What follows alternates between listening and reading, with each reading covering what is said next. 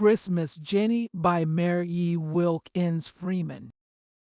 The day before there had been a rain and a thaw. Then in the night the wind had suddenly blown from the north, and it had grown cold. In the morning it was very clear and cold, and there was the hard glitter of ice over everything. The snow crust had a thin coat of ice, and all the open fields shone and flashed. The tree boughs and trunks, and all the little twigs, were enamel-lid with ice. The roads were glare and slippery with it, and so were the dooryards. In old Jonas Carey's yard, the path that sloped from the door to the well was like a frozen brook. Quite early in the morning old Jonas Carey came out with a pail and went down the path to the well. He went slowly and laboriously, shuffling his feet so he should not fall. He was tall and gaunt, and one side of his body seemed to slant toward the other. He settled so much more heavily upon one foot. He was somewhat stiff and lame from rheumatism. He reached the well in safety, hung the pail, and began pumping. He pumped with extreme slowness and steadiness. A certain expression of stolid solemnity which his face wore never changed. When he had filled his pail, he took it carefully from the pump spout and started back to the house, shuffling as before. He was 2/3 of the way to the door when he came to an extremely slippery place. Just there some roots from a little cherry tree crossed the path, and the ice made a dangerous little pitch over them.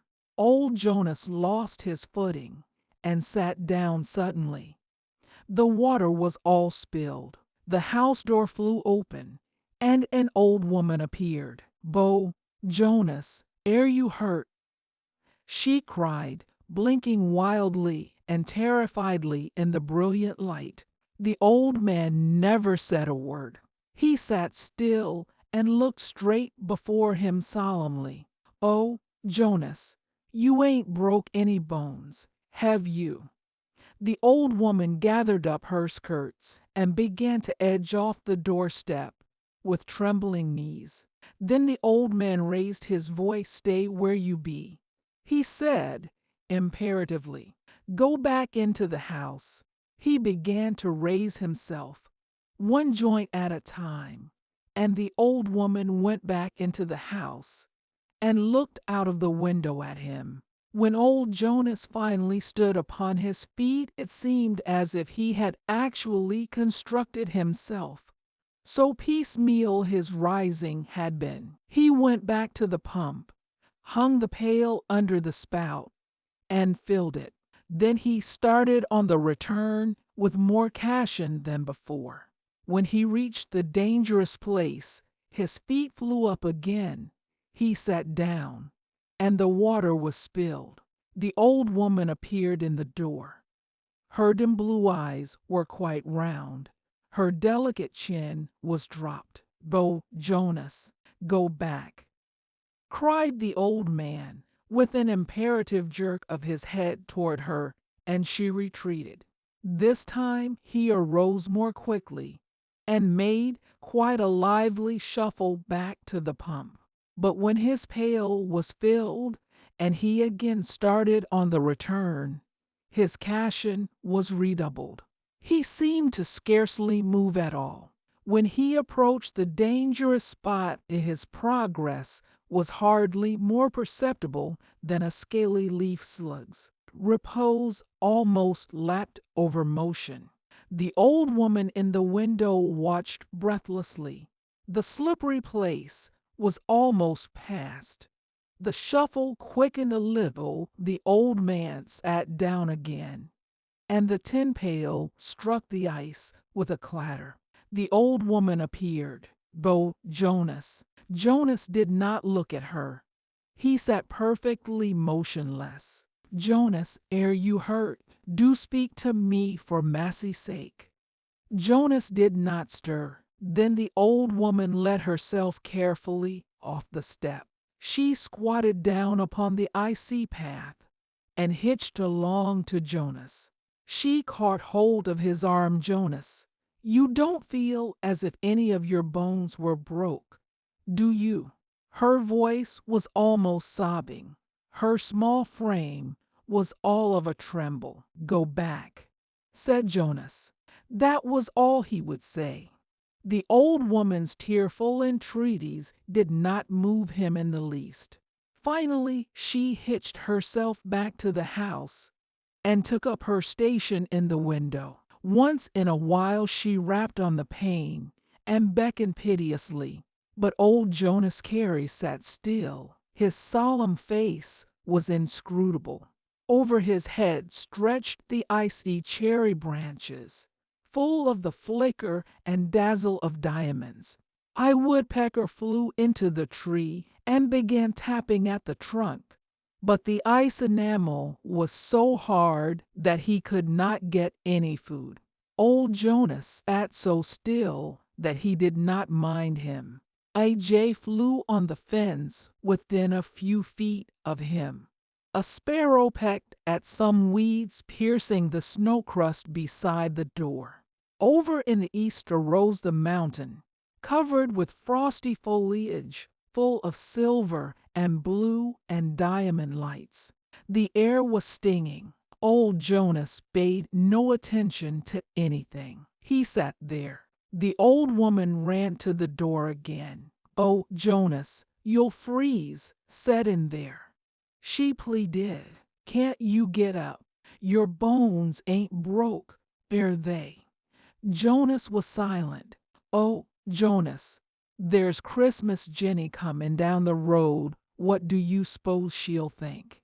Old Jonas Carey wasn't moved, but his old wife eagerly watched the woman coming down the road.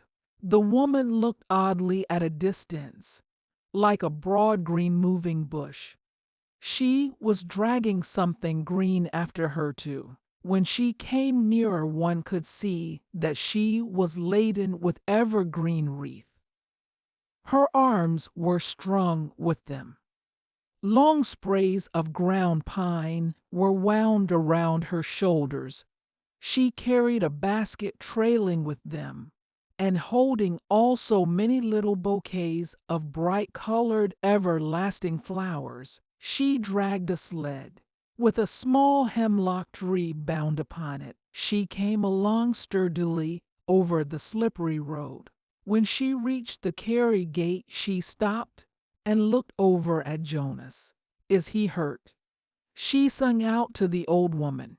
I'd know he's fell down 3 times.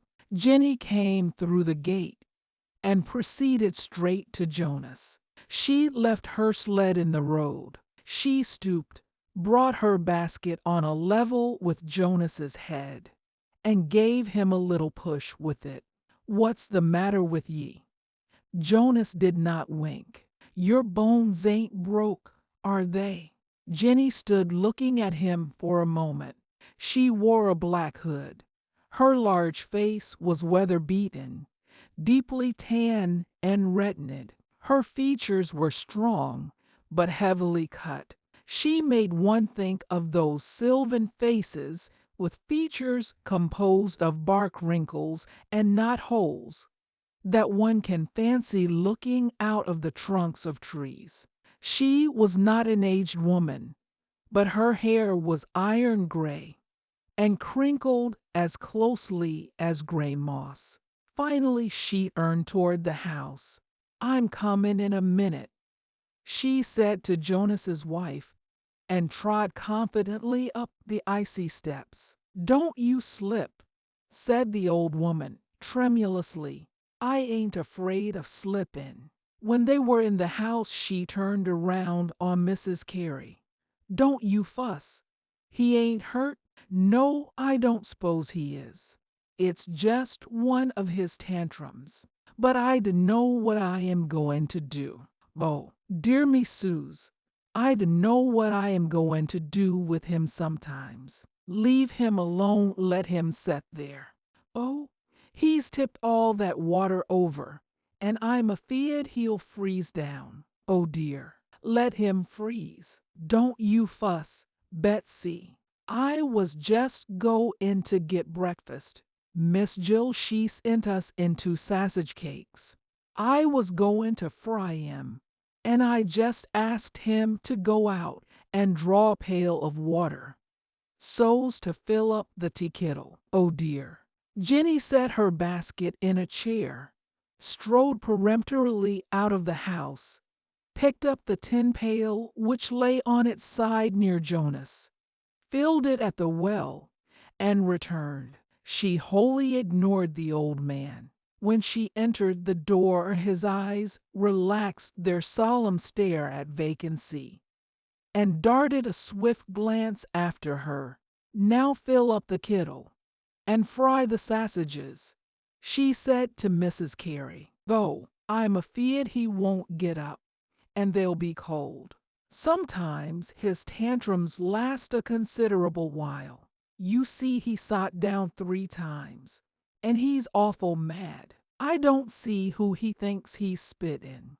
I dunno, 'less it's Providence. I reckon Providence don't care much where he sets. Though, Jenny, I'm dreadful afeard he'll freeze down. No, he won't. Put on the sausages.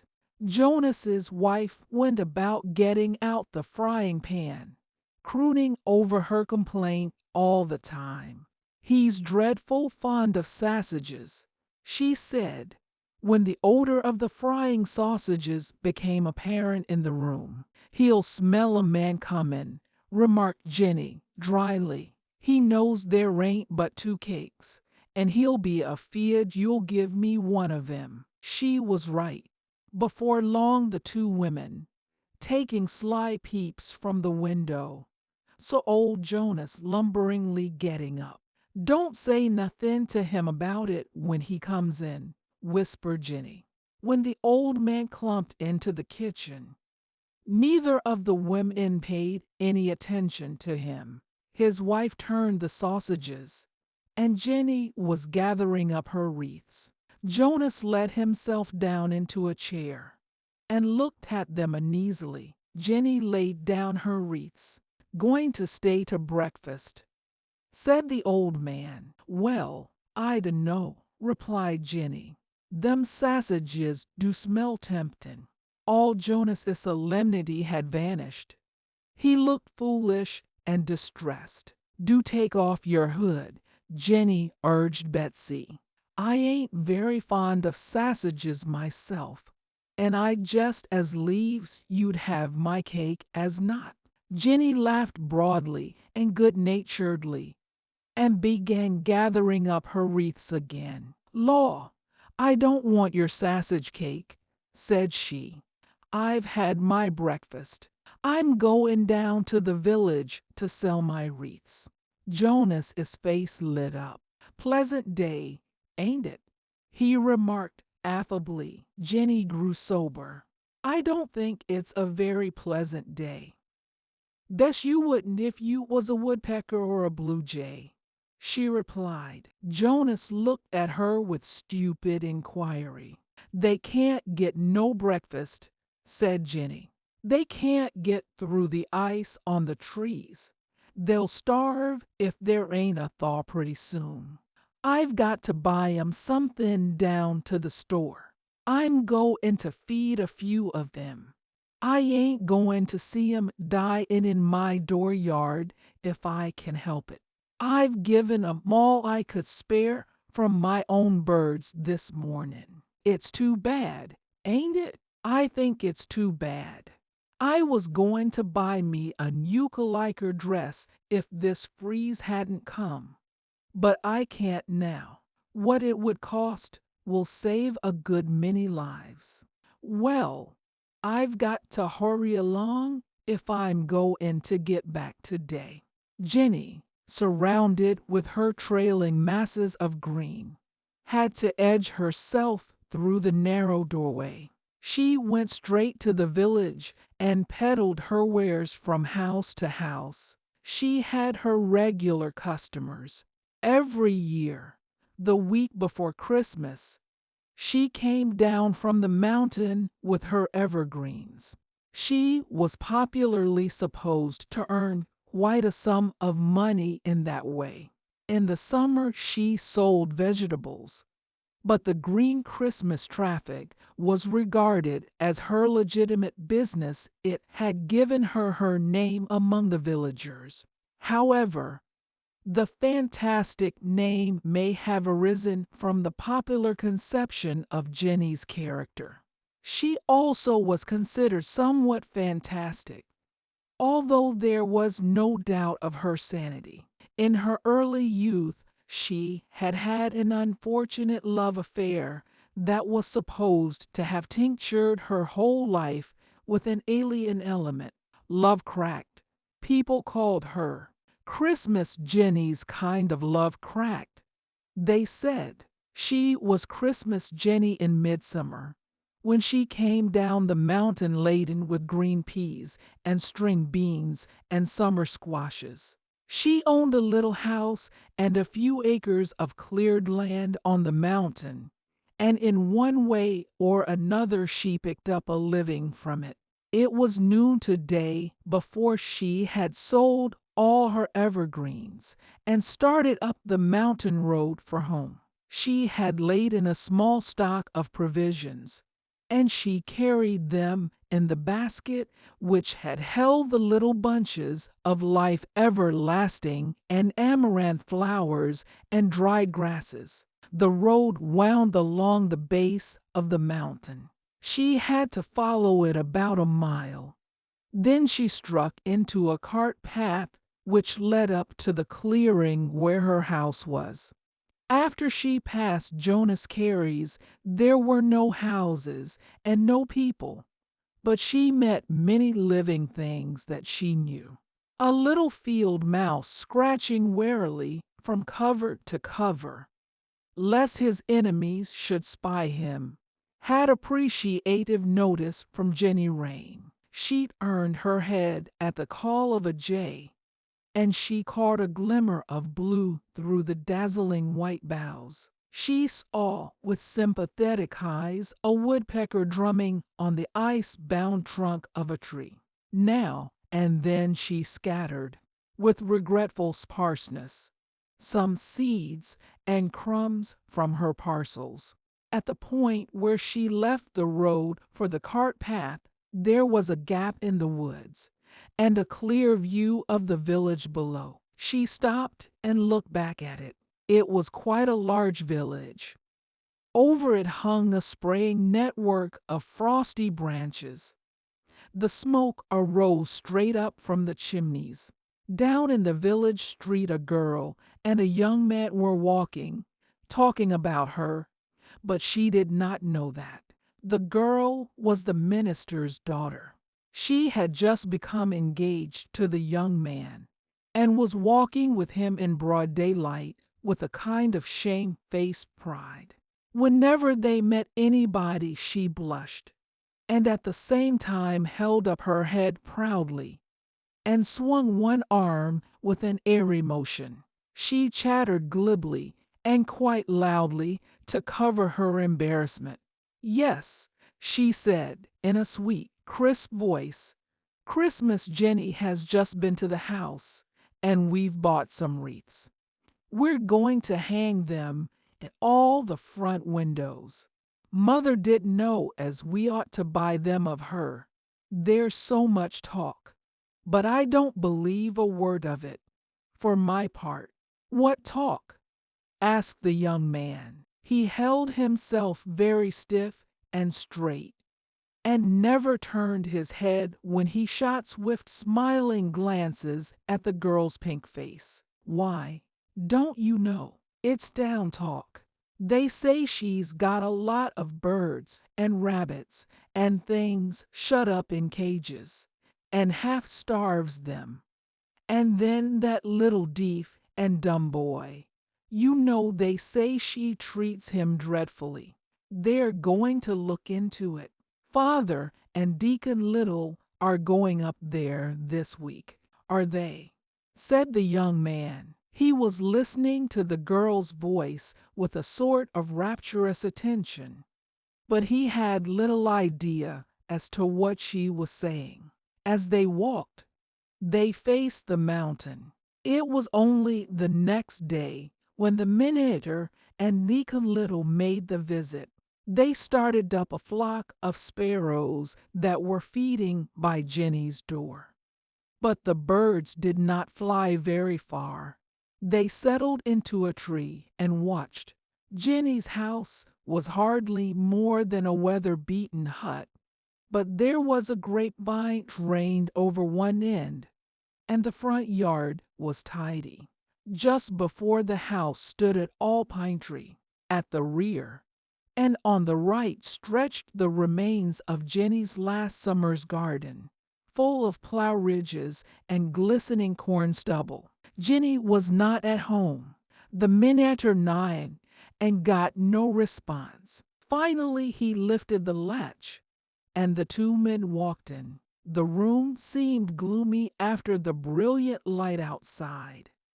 They could not see anything at first, but they could hear a loud and demonstrative squeaking and chirping and twittering that their entrance appeared to excite.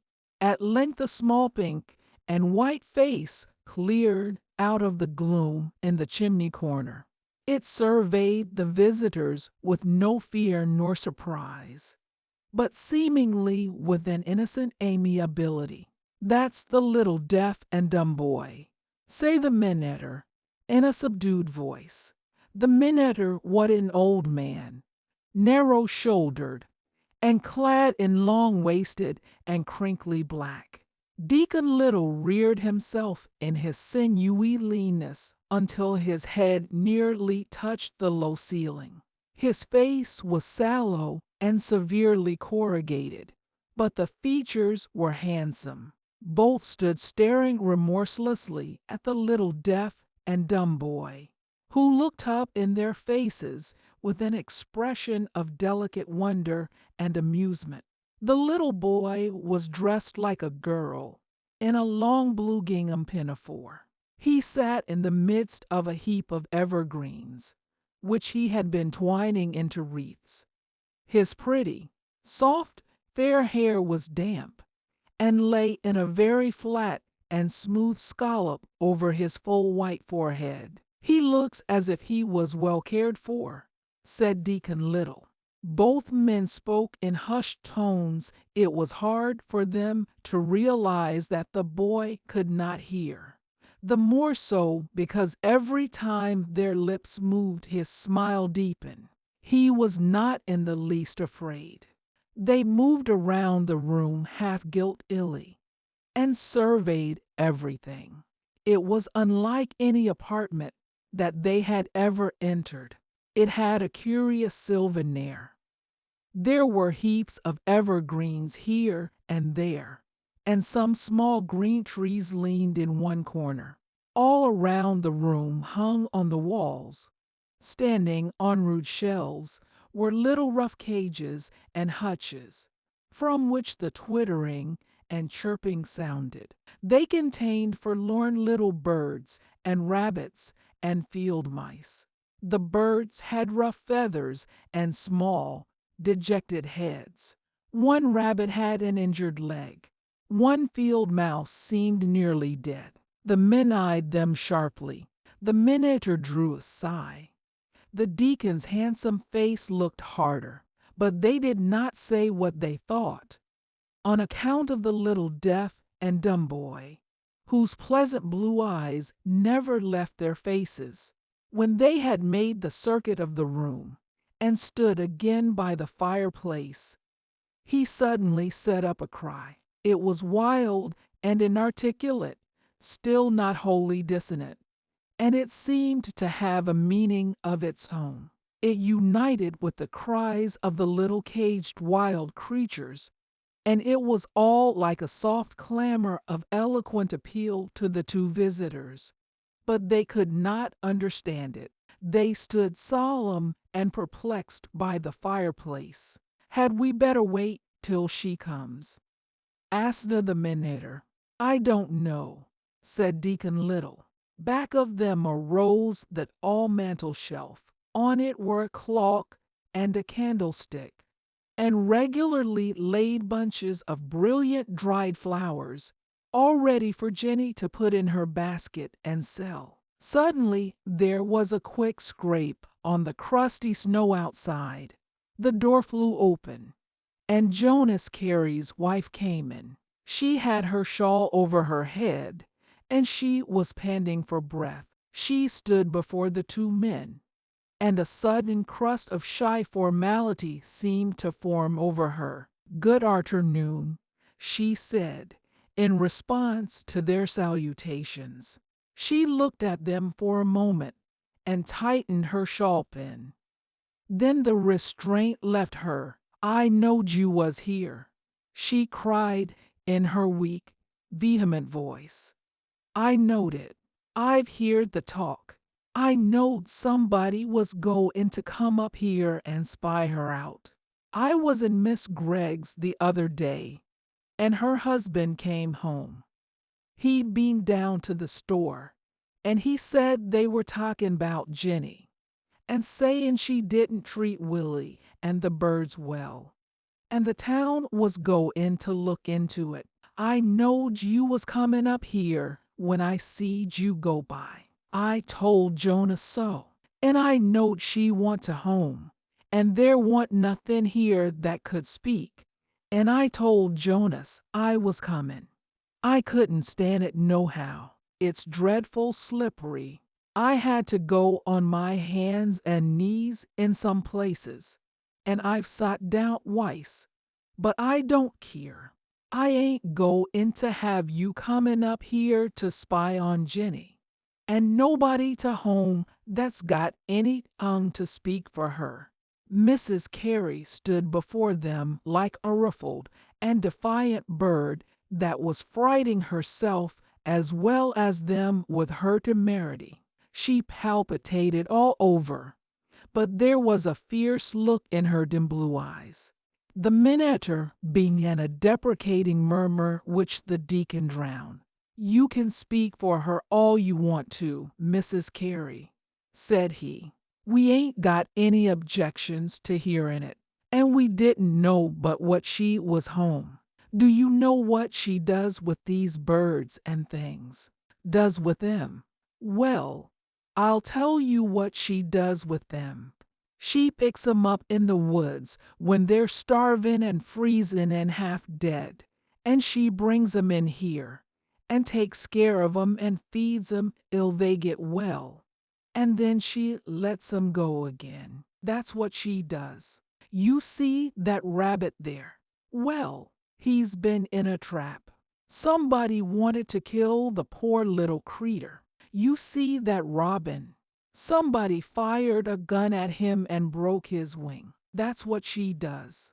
I dunno, but it mounts to just about as much as sending money to missionaries. I dunno but what bein' a missionary to robins and starvin' chippies and little deef and dumb children is just as good as some other kinds, and that's what she is. I ain't afeard to speak. I'm goin' to tell the whole story. I dunno what folks mean by talking about her the way they do. There, she took that little dummy out of the poorhouse. Nobody else wanted him. He don't look as if he was abused very bad, far's I can see. She keeps him just as nice and neat as she can, and he and the birds has enough to eat. If she don't herself, I guess I know 'bout it. Here she is goin' without a new caliker dress, so's to get something for them birds that can't get at the trees, 'cause there's so much ice on them. You can't tell me nothing. When Jonas has one of his tantrums, she can get him out of it quicker'n anybody I ever see. She ain't goin' to be talked about and spied upon if I can help it. They tell about her bein' love cracked. I don't know what they call love cracked. I know that Anderson feller went off and married another girl, when Jenny just as much expected to have him as could be. He ought to have been strung up. But I know one thing, if she did get kind of twisted out of the regular road of lovin', she's in another one that's full of little dummies and starvin' chippies and lame rabbits, and she ain't love cracked no more'n other folks. Mrs. Carey, carried away by affection and indignation, almost spoke in poetry. Her small face glowed pink. Her blue eyes were full of fire. She waved her arms under her shawl. The little meek old woman was a veritable enthusiast. The two men looked at each other. The deacon's handsome face was as severe and grave as ever, but he waited for the minister to speak. When the minister did speak, it was apologetically. He was a gentle old man, and the deacon was his mouthpiece in matters of parish discipline. If he failed him, he betrayed how feeble and kindly a pipe was his own. He told Mrs. Carey that he did not doubt everything was as it should be. He apologized for their presence. He praised Christmas Jenny. Then he and the deacon retreated. They were thankful to leave that small vociferous old woman, who seemed to be pulling herself up by her enthusiasm until she reached the air over their heads and became so abnormal that she was frightful. Indeed, everything out of the broad comet track was a horror to these men and to many of their village fellows. Strange shadows that their eyes could not pierce lay upon such, and they were suspicious. The popular sentiment against Jenny Rain was originally the outcome of this characteristic, which was a remnant of the old New England witchcraft superstition. More than anything else, Jenny's eccentricity, her possibly uncanny deviation from the ordinary ways of life, had brought this inquiry upon her. In actual meaning, although not even in self-acknowledgement, it was a witch hunt that went up the mountain road that December afternoon. They hardly spoke on the way. One or the minister turned to the deacon.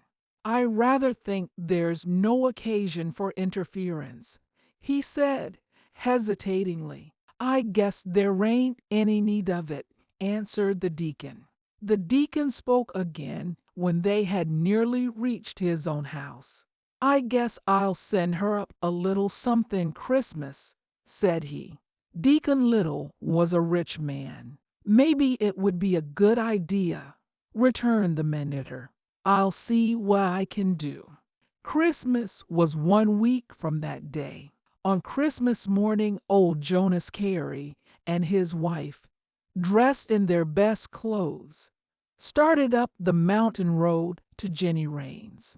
Old Jonas wore his great coat and had his wife's cashmere scarf wound twice around his neck. Mrs. Carey wore her long shawl and her best bonnet. They walked along quite easily. The ice was all gone now. There had been a light fall of snow the day before, but it was not shoe deep. The snow was covered with the little tracks of Jenny's friends, the birds and the field mice and the rabbits, in pretty zigzag lines. Jonas Carey and his wife walked along comfortably until they reached the cart path. Then the old man's shoestring became loose, and he tripped over it. He stooped and tied it laboriously. Then he went on. Pretty soon he stopped again. His wife looked back. "What's the matter?" said she. "Shoestring and tied," replied old Jonas, in a half inarticulate grunt. "Don't you want me to tie it, Jonas?" Jonas said nothing more. He tied viciously. They were inside of Jenny's house when he stopped again and sat down on the stone wall beside the path. "Oh, Jonas, what is the matter?" Jonas made no reply. His wife went up to him and saw that the shoestring was loose again. "Oh, Jonas, do let me tie it. I just as soon as not." "Shan't I, Jonas?" Jonas sat there in the midst of the snowy blackberry vines and looked straight ahead with a stony stare. His wife began to cry. "Oh, Jonas," she pleaded, "don't you have a tantrum today? Shan't I tie it? I'll tie it real strong." "Oh, Jonas." The old woman fluttered around the old man in his greatcoat on the wall, like a distressed bird around her mate. Jenny Rain opened her door and looked out. Then she came down the path. "What's the matter?" she asked. "Bo, Jenny, I don't know what to do. He's got another tantrum." "Has he fell down?" "No, that ain't it. His shoestrings come untied 3 times, and he don't like it, and he sot down on the wall. I dunno but he'll set there all day." "Oh, dear me Suze, when we got most to your house, and I was just thinking we'd come 'long real comfortable.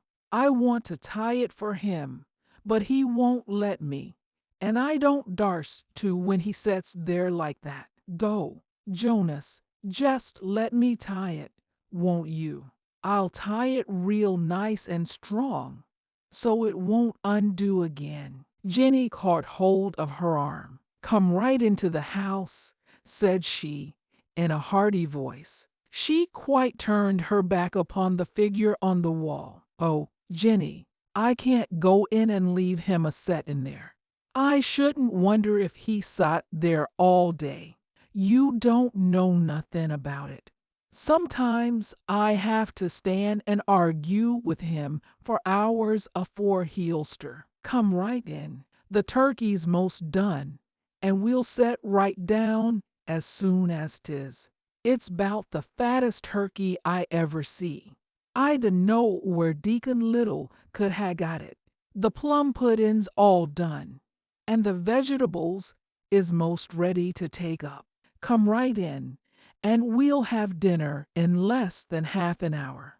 After the 2 women had entered the house, the figure on the wall cast an uneasy glance at it without turning his head.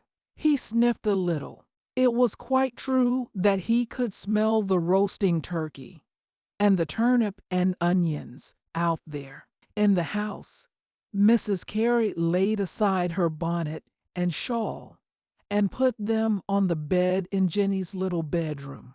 A Christmas present, a new calico dress, which Jenny had received the night before, lay on the bed also. Jenny showed it with pride. "It's that chocolate color I've always liked," said she. "I don't see what put it into their heads. It's real handsome," said Mrs. Carey. She had not told Jenny about her visitors, but she was not used to keeping a secret, and her possession of one gave a curious expression to her face. However, Jenny did not notice it. She hurried about preparing dinner. The stove was covered with steaming pots. The turkey in the oven could be heard sizzling. The little deaf and dumb boy sat in his chimney corner and took long sniffs. He watched Jenny and regarded the stove in a rapture, or he examined some treasures that he held in his lap. There were picture books and cards and boxes of candy and oranges. He held them all tightly gathered into his pinafore. The little caged wild things twittered sweetly and pecked at their food. Jenny laid the table with the best tablecloth and her mother's flowered china. The mountain farmers, of whom Jenny sprang, had had their little decencies and comforts, and there were china and a linen tablecloth for a Christmas dinner. Poor as the house was, Mrs. Carey kept peering uneasily out of the window at her husband on the stone wall. "If you want him to come in, you'll keep away from the window," said Jenny.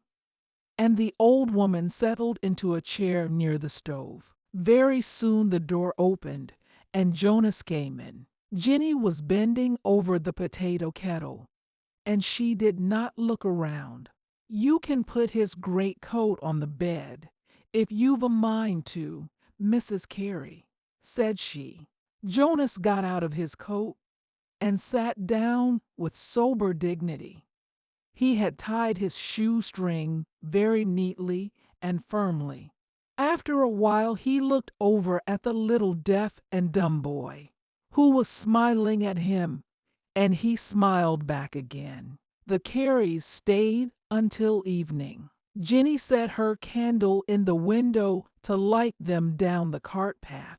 Down in the village, the minister's daughter and her betrothed were out walking to the church, where there was a Christmas tree. It was quite dark. She clung closely to his arm, and once in a while her pink cheek brushed his sleeve. The stars were out, many of them, and more were coming. One seemed suddenly to flash out on the dark side of the mountain. "There's Christmas Jenny's candle," said the girl. And it was Christmas Jenny's candle. But it was also something more. Like all common things, it had and was its own poem, and that was a Christmas star.